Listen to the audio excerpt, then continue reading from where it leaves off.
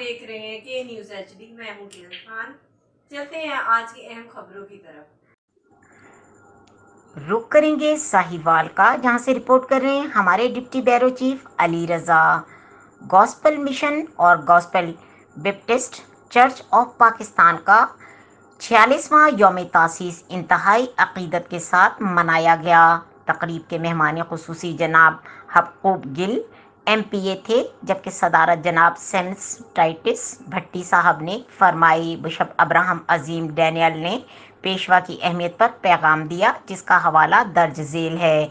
عبرانیوں نے 13 باب 7 جو تمہارے پیشوا تھے اور جنہوں نے تمہیں خدا کا کلام سنایا، انہیں یاد رکھو اور ان کی زندگی کے انجام پر غور کر کے ان جیسے ایماندار ہو جاؤ۔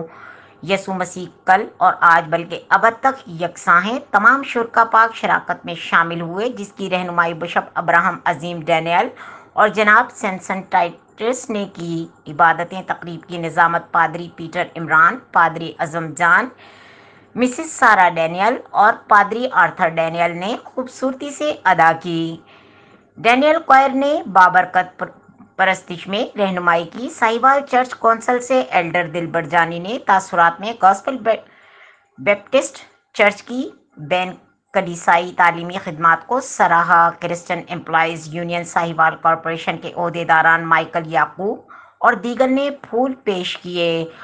گاسپل بیپٹسٹ چرچ کی یوتھ نے بشپ صاحب، پادری صاحبان اور ایلڈر صاحبان کو ان کی خدمات کے اعتراف میں شیلڈز پیش کیں۔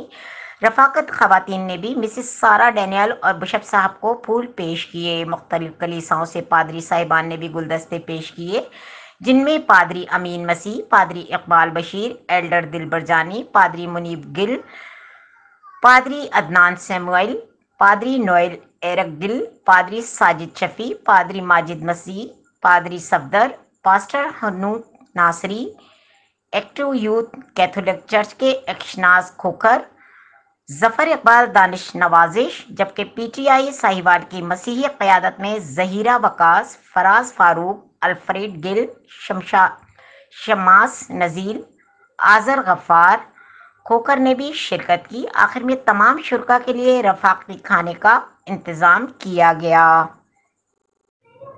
مزید خبروں اور اپڈیٹ کے لیے ہمارے ساتھ رہیے گا۔ تب تک کے لیے اپنا خیال رکھیے گا۔ اللہ حافظ۔